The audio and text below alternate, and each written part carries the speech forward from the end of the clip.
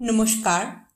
সকল গল্পপ্রেমী ও সাহিত্যপ্রেমী শ্রোতা বন্ধুদের আমার অনেক স্বাগত। আমার আজকের নিবেদন রবীন্দ্রনাথ ঠাকুর রচিত একটি ছোট গল্প, শুভা। মেয়েটির নাম যখন সুভাষিনী রাখা হইয়াছিল, তখন কে জানিত সে বোবা হইবে। তাহার দুটি বড় বোনকে সুকেশিনী ও সুহাসিনী নাম দেওয়া হইয়াছিল। তাই মিলের অনুরোধে তাহার বাপ ছোট মেয়েটির নাম সুভাষিনী রাখে। এখন সকলে তাহাকে সংক্ষেপে শুভা বলে। দস্তুর মতো অনুসন্ধান ও অর্থব্যয়ে বড় দুটি মেয়ের বিবাহ হইয়া গেছে। এখন ছোটটি পিতামাতার নীরব হৃদয়ভারের মতো বিরাজ করিতেছে। যে কথা কয় না, সে যে অনুভব করে, ইহা সকলের মনে হয় না। এই জন্য তাহার সাক্ষাতেই সকলে তাহার ভবিষ্যৎ সম্বন্ধে দুশ্চিন্তা প্রকাশ করিত। সে যে বিধাতার অভিশাপ স্বরূপে তাহার পিতৃগৃহে আসিয়া জন্মগ্রহণ করিয়াছে, এ কথা সে শিশুকাল হইতে বুঝিয়া লইয়াছিল। তার ফল এই হইয়াছিল, সাধারণের দৃষ্টিপথ হইতে সে আপনাকে গোপন করিয়া রাখিতে সর্বদাই চেষ্টা করিত। মনে করিত, আমাকে সবাই ভুলিলে বাঁচি। কিন্তু বেদনা কি কেহ কখনো ভোলে? পিতামাতার মনে সে সর্বদাই জাগরুক ছিল। বিশেষত তাহার মা তাহাকে নিজের একটা ত্রুটি স্বরূপ দেখিতেন। কেননা মাতা পুত্র অপেক্ষা কন্যাকে নিজের অংশরূপে দেখেন। কন্যার কোনো অসম্পূর্ণতা দেখিলে সেটা যেন বিশেষ রূপে নিজের লজ্জার কারণ বলিয়া মনে করেন। বরঞ্চ কন্যার পিতা বাণীকণ্ঠ শুভাকে তাহার অন্য মেয়েদের অপেক্ষা যেন একটু বেশি ভালোবাসিতেন। কিন্তু মাতা তাহাকে নিজের গর্বের কলঙ্ক জ্ঞান করিয়া তাহার প্রতি বড় বিরক্ত ছিলেন।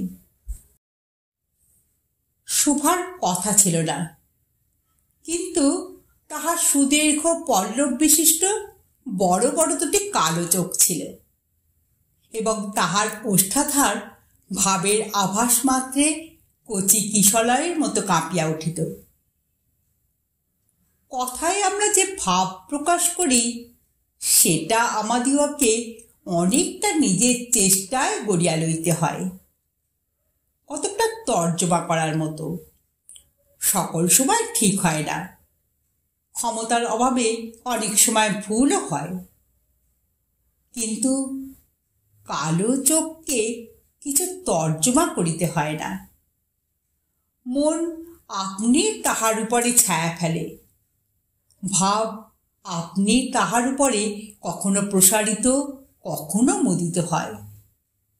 কখনো উজ্জ্বল ভাবে জ্বলিয়া ওঠে, কখনো ম্লান ভাবে নিভিয়া আসে, কখনো অস্তমান চন্দ্রের মতো অনিমেষ ভাবে চাহিয়া থাকে, কখনো দ্রুত চঞ্চল বিদ্যুতের মতো দিক বিদিকে ঠিকরাইয়া ওঠে। মুখের ভাব বই আজন্মকাল যাহার অন্য ভাষা নাই, তাহার চোখের ভাষা অসীম উদার এবং অতলস্পর্শ গভীর, অনেকটা স্বচ্ছ আকাশের মতো, উদয়াস্ত এবং ছায়ালোকের নিস্তব্ধ রঙ্গভূমি। এই বাক্যহীন মনুষ্যের মধ্যে বৃহৎ প্রকৃতির মতো একটা বিজন মহত্ব আছে। এই জন্য সাধারণ বালক বালিকারা তাহাকে এক প্রকার ভয় করিত, তাহার সহিত খেলা করিত না।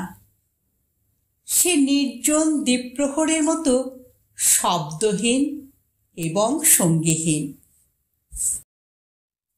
গ্রামের নাম চণ্ডীপুর।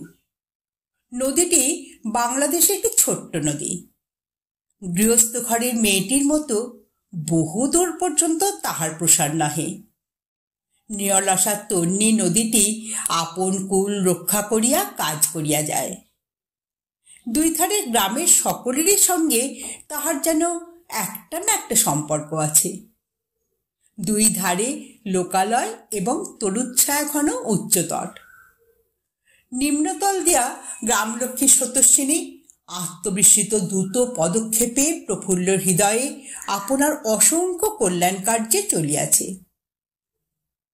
বাণীকণ্ঠের ঘর নদীর একেবারে উপরেই। তাহার বাখারির বেড়া, আটচালা, গোয়ালঘর, ঢেঁকিশালা, খড়ের স্তূপ, তেঁতুলতলা, আম কাঁঠাল এবং কলার বাগান নৌকাবাহী মাত্রেরই দৃষ্টি আকর্ষণ করে। এই গারস্থ সচ্ছলতার মধ্যে বোবা মেয়েটি কাহারও নজরে পড়ে কিনা জানি না, কিন্তু কাজে কর্মে যখনই অবসর পায় তখনই সে এই নদী তীরে আসিয়া বসে। প্রকৃতি যেন তাহার ভাষার অভাব পূরণ করিয়া দেয়, যেন তাহার হইয়া কথা কয়। নদীর কলধ্বনি, লোকের কোলাহল, মাঝির গান, পাখির ডাক, তরুর মর্মর সমস্ত মিশিয়া চারিদিকে চলাফেরা আন্দোলন কম্পনের সহিত এক হইয়া সমুদ্রের তরঙ্গরাশির ন্যায় বালিকার চির নিস্তব্ধ হৃদয় উপকূলের নিকটে আসিয়া ভাঙিয়া ভাঙিয়া পড়ে। প্রকৃতির বিবিধ শব্দ এবং বিচিত্র গতি ইহাও বোবার ভাষা, বড় বড় চক্ষু পল্লব বিশিষ্ট সুভার যে ভাষা, তাহারই একটা বিশ্বব্যাপী বিস্তার। ঝিল্লির অপূর্ণ তৃণভূমি হইতে শব্দাতীত নক্ষত্রলোক পর্যন্ত কেবল ইঙ্গিত, ভঙ্গি, সঙ্গীত, ক্রন্দন এবং দীর্ঘ নিঃশ্বাস। এবং মধ্যাহ্নে যখন মাঝিরা জেলেরা খাইতে যাইত, গৃহস্থেরা ঘুমাইত, পাখিরা ডাকিত না, খেয়া নৌকা বন্ধ থাকিত, স্বজন জগৎ সমস্ত কাজকর্মের মাঝখানে সহসা থামিয়া গিয়া ভয়ানক বিজন মূর্তি ধারণ করিত, তখন রৌদ্র মহাকাশের তলে কেবল একটি বোবা প্রকৃতি এবং একটি বোবা মেয়ে মুখোমুখি চুপ করিয়া বসিয়া থাকিত। একজন সুবিস্তীর্ণ রৌদ্রে, আর একজন ক্ষুদ্র তরুছায়ায়। সুভার যে গুটি কতক অন্তরঙ্গ বন্ধুর দল ছিল না তাহা নহে। গোয়ালের দুটি গাভী, তাহাদের নাম সর্বশী ও পাঙ্গুলি। সে নাম বালিকার মুখে তাহারা কখনো শুনে নাই, কিন্তু তাহার পদশব্দ তাহারা চিনিত। তাহার কথাহীন একটা করুণ সুর ছিল, তাহার মর্ম তাহারা ভাষার অপেক্ষা সহজে বুঝিত। সুভা কখন তাহাদের আদর করিতেছে, কখন ভর্ৎসনা করিতেছে, কখন মিনতি করিতেছে, তাহা তাহারা মানুষের অপেক্ষা ভালো বুঝিতে পারিত। সুভা গোয়ালে ঢুকিয়া দুই বাহুর দ্বারা সর্বশী গ্রীবা বেষ্টন করিয়া তাহার কানের কাছে আপনার গণ্ডদেশ ঘর্ষণ করিত এবং পাঙ্গুলি স্নিগ্ধ দৃষ্টিতে তাহার প্রতি নিরীক্ষণ করিয়া তার গা চাটিত। বালিকা দিনের মধ্যে নিয়মিত 3 বার করিয়া গোয়াল ঘরে যাইত। তাহা ছাড়া অনিয়মিত আগমনও ছিল। গৃহে যেদিন কোনো কঠিন কথা শুনিত, সেদিন সে অসময়ে তাহার এই মুখ বন্ধু দুটির কাছে আসিত। তাহার সহিষ্ণুতা পরিপূর্ণ বিষাদ শান্ত দৃষ্টিপাত হইতে তাহারা কি একটা অন্ধ অনুমান শক্তির দ্বারা মালিকার মর্মবেদনা যেন বুঝিতে পারিত এবং সুভার গা ঘেঁষিয়া আসিয়া অল্পে অল্পে তাহার বাহুতে শিং ঘষিয়া ঘষিয়া তাহাকে নির্বাক ব্যাকুলতার সহিত সান্ত্বনা দিতে চেষ্টা করিত। ইহারা ছাড়া ছাগল এবং বিড়াল শাবকও ছিল, কিন্তু তাহাদের সহিত সুভার এরূপ সমকক্ষ ভাবের মৈত্রী ছিল না। তথাপি তাহারা যথেষ্ট আনুগত্য প্রকাশ করিত। বিড়াল শিশুটি দিনে এবং রাত্রে যখন তখন সুভার গরম কোলটি নিঃসংকোচে অধিকার করিয়া সুখনিদ্রার আয়োজন করিত এবং সুভা তাহার গ্রীবা ও পৃষ্ঠে কোমল অঙ্গুলি বুলাইয়া দিলে যে তাহার নিদ্রাকর্ষণের বিশেষ সহায়তা হয়, ইঙ্গিতে এরূপ অভিপ্রায়ও প্রকাশ করিত। উন্নত শ্রেণীর জীবের মধ্যে সুভার আরও একটি সঙ্গী জুটিয়াছিল, কিন্তু তাহার সহিত বালিকার ঠিক কিরূপ সম্পর্ক ছিল তাহা নির্ণয় করা কঠিন, কারণ সে ভাষা বিশিষ্ট জীব, সুতরাং উভয়ের মধ্যে সমভাষা ছিল না। গোসাইদের ছোট ছেলেটি, তাহার নাম প্রতাপ, লোকটি নিতান্ত অকর্মণ্য। সে যে কাজকর্ম করিয়া সংসারে উন্নতি করিতে যত্ন করিবে, বহু চেষ্টার পর বাপ মা সে আশা ত্যাগ করিয়াছেন। অকর্মণ্য লোকের একটা সুবিধা এই যে আত্মীয় লোকেরা তাহাদের উপর বিরক্ত হয় বটে, কিন্তু প্রায় তাহারা নিঃসম্পর্ক লোকদের প্রিয়পাত্র হয়, কারণ কোনো কার্যে আবদ্ধ না থাকাতে তাহারা সরকারি সম্পত্তি হইয়া দাঁড়ায়। শহরে যেমন একাদ্রা গৃহ সম্পর্কহীন সরকারি বাগান থাকা আবশ্যক, তেমনি গ্রামে 2-4টা অকর্মণ্য সরকারি লোক থাকার বিশেষ প্রয়োজন। কাজে কর্মে আমোদে অবসরে যেখানে একটা লোক কম পড়ে, সেখানেই তাহাদিওকে হাতের কাছে পাওয়া যায়। প্রতাপের প্রধান শখ ছিপ ফেলিয়া মাছ ধরা। ইহাতে অনেকটা সময় সহজে কাটানো যায়। অপরাহ্নে নদী তীরে ইহাকে প্রায় এই কাজে নিযুক্ত দেখা যাইত, এবং এই উপলক্ষে সুভার সহিত তাহার প্রায় সাক্ষাৎ হইত। যে কোনো কাজেই নিযুক্ত থাক, একটা সঙ্গী পাইলে প্রতাপ থাকে ভালো। মাছ ধরার সময় বাক্যহীন সঙ্গী সর্বাপেক্ষা শ্রেষ্ঠ।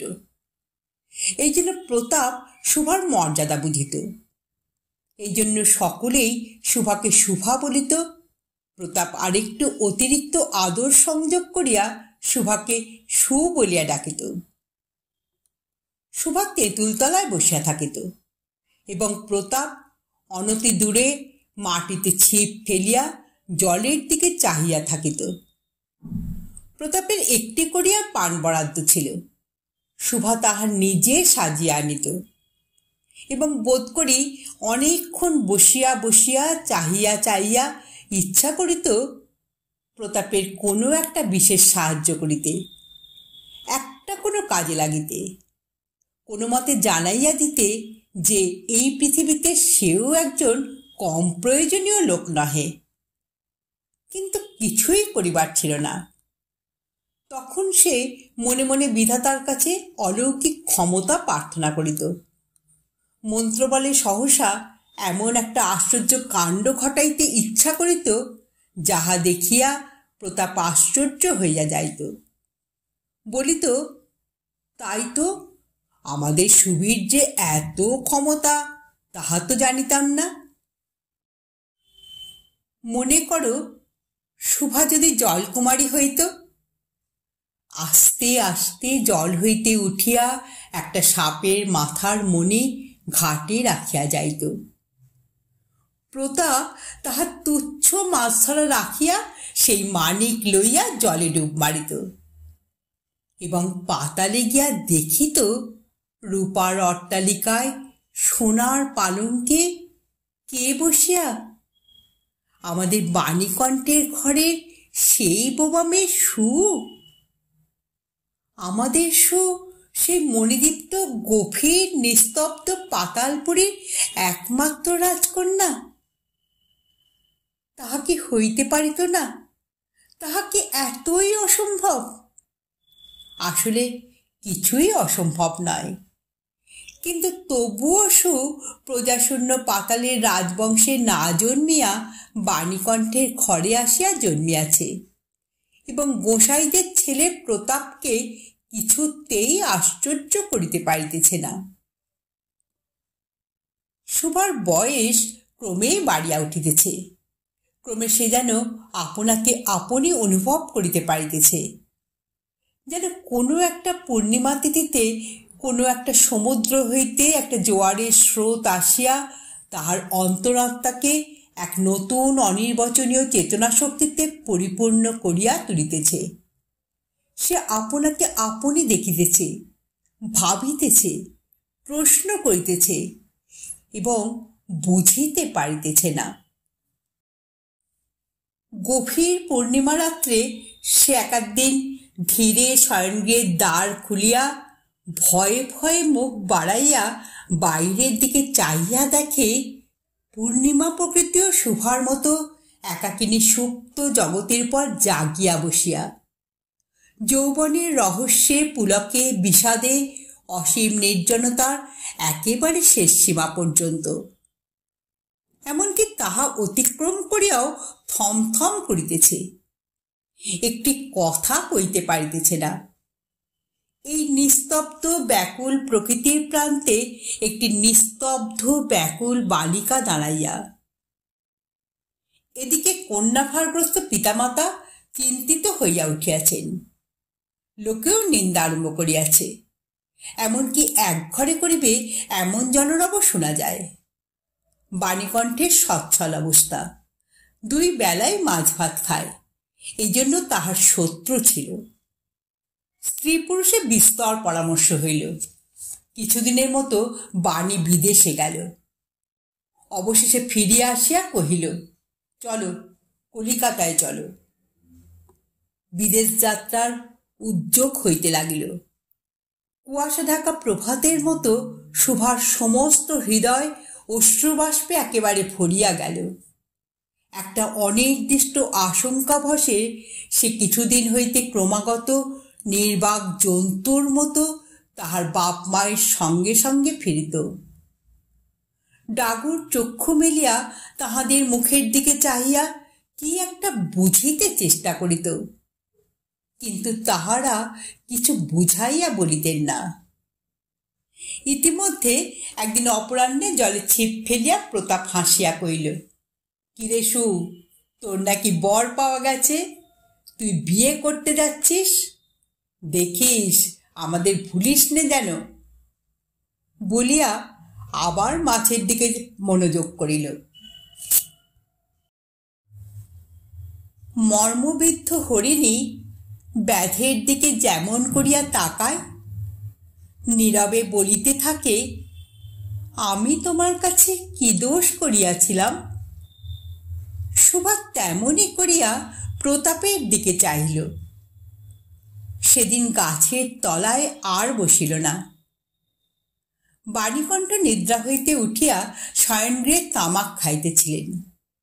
সুভা তাহার পায়ের কাছে বসিয়া তাহার মুখের দিকে চাহিয়া কাঁদিতে লাগিল। অবশেষে তাহাকে সান্ত্বনা দিতে গিয়া বাণীকণ্ঠের শুষ্ক কপলে অশ্রু গড়াইয়া পড়িল। কাল কলিকাতায় যাইবার দিন স্থির হইয়াছে। সুভা গোয়াল ঘরে তাহার বাল্য সখীদের কাছে বিদায় লইতে গেল। তাহাদিওকে স্বহস্তে খাওয়াইয়া গলা ধরিয়া একবার 2 চোখে যত পারে কথা ভরিয়া তাহাদের মুখের দিকে চাহিল। 2 নেত্রপল্লব হইতে টপ টপ করিয়া অশ্রুজল পড়িতে লাগিল। সেদিন শুক্লা দ্বাদশীর রাত্রি। সুভা শয়নগৃহ হইতে বাহির হইয়া তাহার সেই চির পরিচিত নদী তটে লুটাইয়া পড়িল। যেন ধরণীকে, এই প্রকাণ্ড মুখ মানব মাতাকে 2 বাহুতে ধরিয়া বলিতে চাহে, তুমি আমাকে যাইতে দিও না মা, আমার মতো 2টি বাহু বাড়াইয়া তুমিও আমাকে ধরিয়া রাখো। কলিকাতার এক বাসায় সুভার মা একদিন সুভাকে খুব করিয়া সাজাইয়া দিলেন। আটিয়া চুল বাঁধিয়া, খোঁপায় জড়ি ফিতা দিয়া, অলঙ্কারে আচ্ছন্ন করিয়া তাহার স্বাভাবিক শ্রী যথাসাধ্য বিলুপ্ত করিয়া দিলেন। সুভার 2 চক্ষু দিয়া অশ্রু পড়িতেছে। পাছে চোখ ফুলিয়া খারাপ দেখিতে হয়, এই জন্য তাহার মাতা তাহাকে বিস্তর ভৎসনা করিলেন, কিন্তু অশ্রুজল ভর্ৎসনা মানিল না। বন্ধু সঙ্গে বর স্বয়ং কোণে দেখিতে আসিলেন।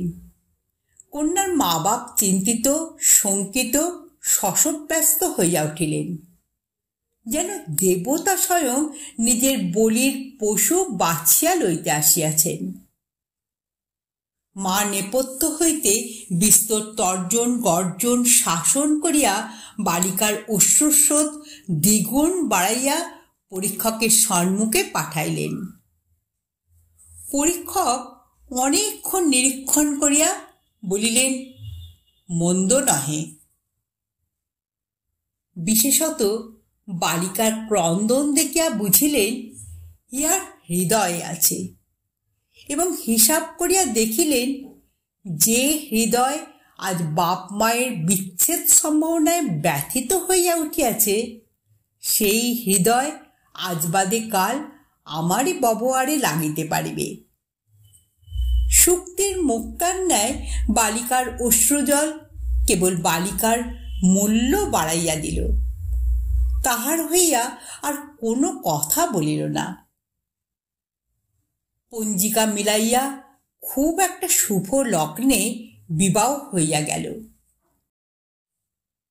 বোবা মেয়েকে পরের হস্তে সমর্পণ করিয়া বাপ মা দেশে চলিয়া গেল। তাহাদের জাতি ও পরকাল রক্ষা হইল। বর পশ্চিমে কাজ করে। বিবাহের অনতিবিলম্বে স্ত্রীকে পশ্চিমে লইয়া গেল। সপ্তাহখানিকের মধ্যে সকলেই বুঝিল নববধূ বোবা। তা কেহ বুঝিল না সেটা তাহার দোষ নহে। সে কাহাকেও প্রতারণা করে নাই। তাহার দুটি চক্ষু সকল কথাই বলিয়াছিল, কিন্তু কেহ তাহা বুঝিতে পারে নাই। সে চারিদিকে চায়, ভাষা পায় না। যাহারা বোবার ভাষা বুঝিত সেই আজন্ম পরিচিত মুখগুলি দেখিতে পায় না। বালিকার চির নীরব হৃদয়ের মধ্যে একটা অসীম অব্যক্ত ক্রন্দন বাজিতে লাগিল। অন্তর্যামী ছাড়া আর কেহ তাহা শুনিতে পাইল না।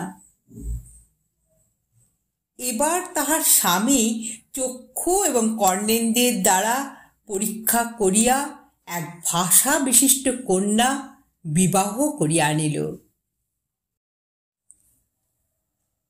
আপনারা এতক্ষণ শুনছিলেন রবীন্দ্রনাথ ঠাকুর রচিত শুভা গল্পটি।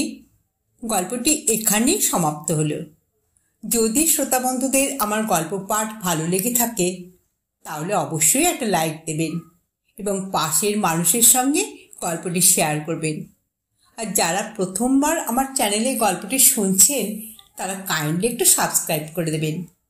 আপনারা সকলে খুব ভালো থাকবেন। নমস্কার।